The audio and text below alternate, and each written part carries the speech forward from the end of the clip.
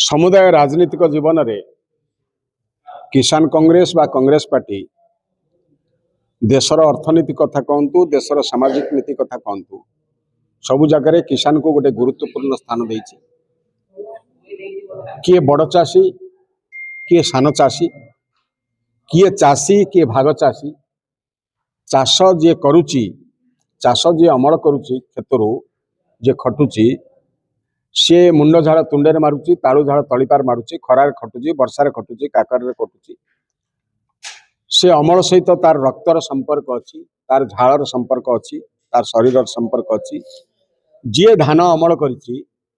से धान को सरकार सीधा सड़क किणतु 3169 टंकार किणतु मान निर्धारण न करंतु कटनी छटनी न करंतु सबु चाषी की तार अखार बस्तार बजार दर दियंतु एवं परिवहन खर्च दियंतु एवं यही भलिया गोटा लड़े की आमे गला बेले जो दुर्दिन जो अवस्था देखुची दयनीय अवस्था को देखुची चाषीर धान अमल करने जी कष्ट न करता बेसी कष्ट करुच्ची धान को जगिबाई केबे बिक्री कर कौन कर आतंक बुलूची आशंकार अच्छी से बेले खोद जोगाण मंत्री जो वक्तव्य देइचंती 3100 टंका देवेनी जो माने 150 क्विंटाल रु अधिक धान देवे कहीं सी वक्तव्य देइचंती कौन पाई वक्तव्य देइचंती सेइथिपाई आज सांबादिक सम्मेलन में मुझे रखी इस्तफा दाबी करिछि एवं मुख्यमंत्री स्पष्टीकरण दियंतु एक कथा को रखिछि एवं आज मध्य मु कहूछि एभली जने अनभिज्ञ अपरिपक्व मनीष जदि एई कथा सरकार रो नीति ताहाले धान गत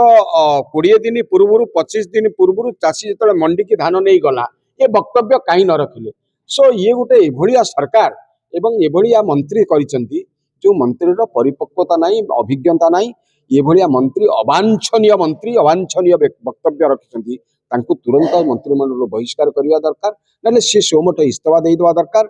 ये वक्तव्य प्रथमे तो धान आसला सरकार स्पष्टीकरण देवा दरकार सरकार कौन कहला सरकार कहला आमे 800 टंका दउचु बहादुरी सरकार बीजेडी सरकार दउ नथला तेणु 2300 800 3100 आमे जो 69 टंका वर्तमान जोड़ीचु सेटा केंद्र सरकार घोषणा 2300 800 पर केंद्र सरकार घोषणा करछंती दिस इज ए गवर्नमेंट जो गवर्नमेंट ता कहउची 69 टंका बाईपास कर जाउची कृषि मंत्री मध्य कहउचंदी 69 टंका 800 टंका रे प्रा आपण बुझी देबे कथा तेणु ये उभय मंत्री से माने इनएक्सपीरियंस्ड एवं एंटी फार्मर तांको तुरंत विदा करवा दरकार आमे लड़ाई करबा भाई आमे एकदम